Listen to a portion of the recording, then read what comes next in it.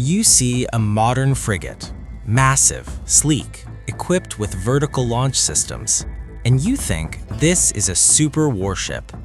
In reality, you're looking at a patient at sea.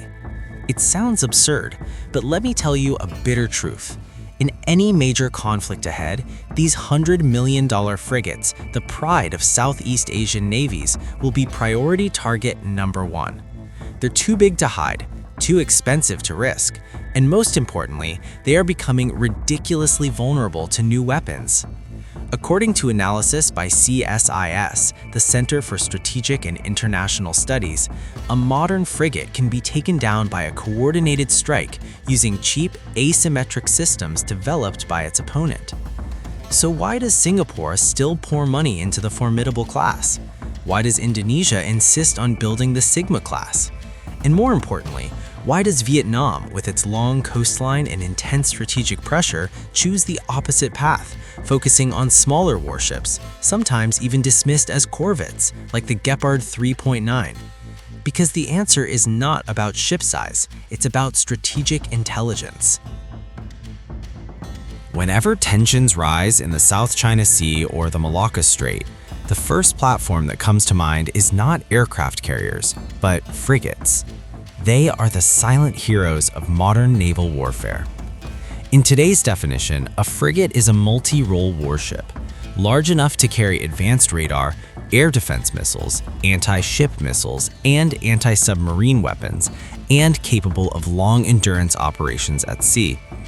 It is the perfect balance between power and cost.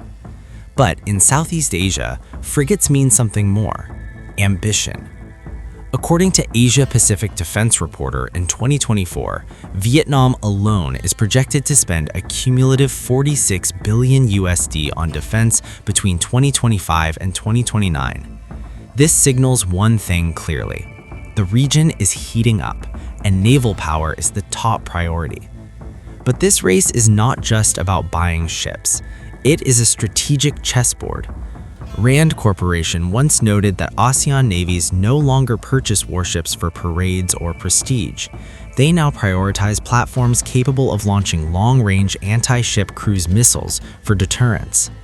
In simple terms, they are not buying ships to show off. They are buying ships to sink enemy ships. And in this race, four navies represent four radically different strategies, different ways of spending, fighting, and shaping the future. From Singapore's small but lethal force, to the Philippines' of Korean hardware without full upgrades, to Vietnam's lightweight boxer with deadly punches. Let's peel back the steel, one ship at a time. The trial by fire. 4 frigates, 4 fates. Let's divide this frigate race into 3 core strategic approaches. 1. Too much money, what to do with it? The high-tech expeditionary strategy, Singapore. The flagship example is Singapore's formidable class frigate based on a French design. Singapore is a giant in a small body. The Formidable is arguably the most advanced frigate in Southeast Asia. Jane's Defense Weekly describes this as an expeditionary navy, a compact fleet but heavily over-equipped. The Formidable is not just a frigate. It is essentially a floating air defense system. Core strength. The Aster 15 vertical launch air defense missiles, a capability most Southeast Asian frigates desperately want but cannot afford. Strategic purpose. As a small island nation, Singapore needs ships that can operate far from shore to protect global sea lanes and project diplomatic power. They buy with money, but also by survivability, ensuring their ships don't become the moving targets CSIS warned about. The cost. Extremely expensive to operate and maintain. 6 ships, not enough to cover wide seas in a high-intensity conflict. This is a strategy for the financially powerful, not for mass naval warfare. 2. Self-reliance. The defense industrial strategy. Indonesia. The representative here is Indonesia's Sigma class, many built domestically. Indonesia is the world's largest archipelagic state. They need quantity. buying fully built ships would be prohibitively expensive, so they chose technology transfer. The diplomat analyzed that Indonesia didn't buy Sigma just to get ships. They bought them to learn how to build ships. After partnering with the Netherlands, construction moved to domestic shipyards like PT PAL. The goal is not made in Europe, but made in Indonesia. Core strength, flexibility, and numbers. Weapons can be customized, from French Exocet missiles to Chinese systems. Strategic purpose, island defense, and long-term industrial capability. Within 10 to 15 years, Indonesia aims to build large frigates independently. The cost, time, and quality consistency. Domestic construction is slower and initially less refined. This is a slow but steady strategy, sacrificing speed for independence. 3. Logistics tragedy. The emergency gap-filling strategy. The Philippines. The example is the Jose Rizal-class frigate. Facing acute maritime pressure and a severe shortage of warships, the Philippines turned to South Korea, a reliable partner. The Jose Rizal was intended to be a modern frigate, but many analysts, including military experts on defense forums in 2024, argue that at around 2,600 tons, lacking advanced air defense systems, it is better classified as a corvette or light frigate. Core strength, symbolism more than lethality. A major leap from the old fleet, with decent radar and limited anti-ship missiles. But it is essentially a frigate designed for upgrades, without the upgrades. Strategic purpose, rapid modernization, and urgent gap filling. The cost? Buying a high-end platform but delivering it with empty slots, no VLS, limited air defense, questionable survivability in high-intensity warfare. 4. The lightweight boxer with deadly punches. Vietnam's asymmetric strategy. The representative is Vietnam's Gepard 3.9 class. At just 2,200 tons, the Gepard is smaller than Jose Rizal and nowhere near the formidable. Some even call it a corvette, but look at the weapons. Defense News describes Vietnam's approach as asymmetric warfare, not direct confrontation, but coastal defense and first strike capability. Core strength, powerful anti-ship and anti-submarine firepower, equipped with the proven Iran and KH-35 missiles and integrated with fast missile boats. Strategic purpose, coastal control, continental shelf defense, and integration with land-based missile systems.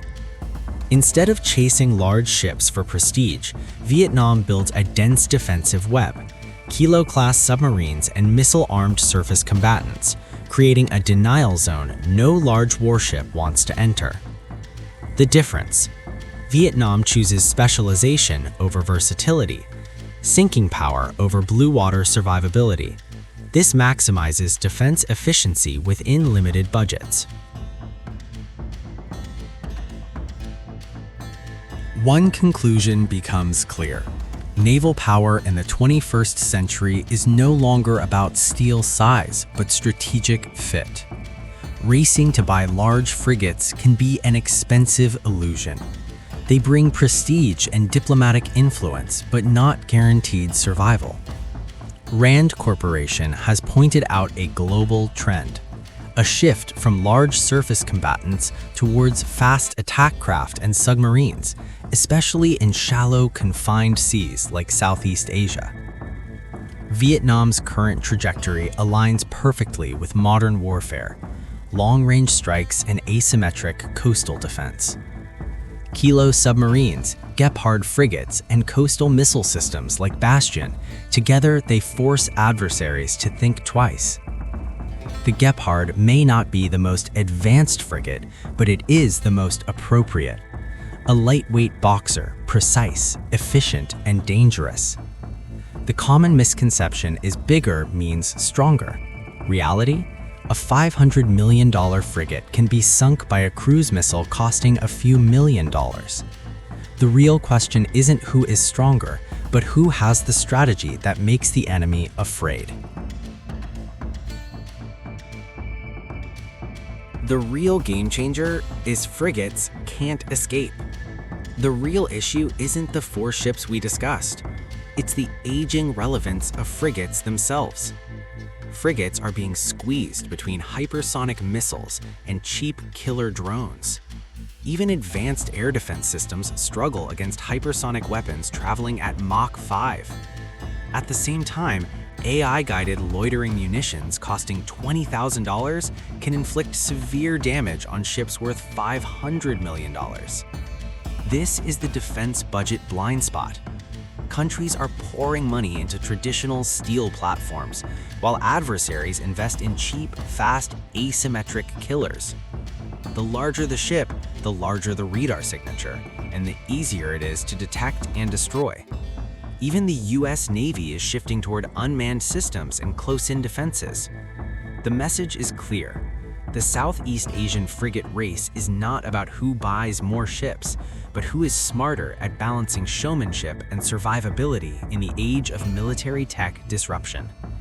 And seen through that lens, Vietnam's focus on coastal firepower and asymmetric defense is not modest. It is strategically brilliant. Smaller means harder to kill. Closer to shore means better protected. So no, Vietnam's Gepard is not outdated. It is a deliberate, razor-sharp choice. So we've dissected the frigate story, from the giant Formidable to the self-taught Sigma to the lightweight fighter Gepard. One thing is clear, weapons procurement is not about money, it's about strategy. In the next episode of the Southeast Asia Arms Race series, we dive beneath the waves to uncover the story of the silent killer, Vietnam's Kilo-class submarines, and how undersea warfare is reshaping regional naval power. What do you think about Vietnam's lightweight boxer strategy? Are large frigates still the future of naval warfare? Leave your sharpest thoughts below. Let's debate. Minh Quan Defense. News analyzed differently.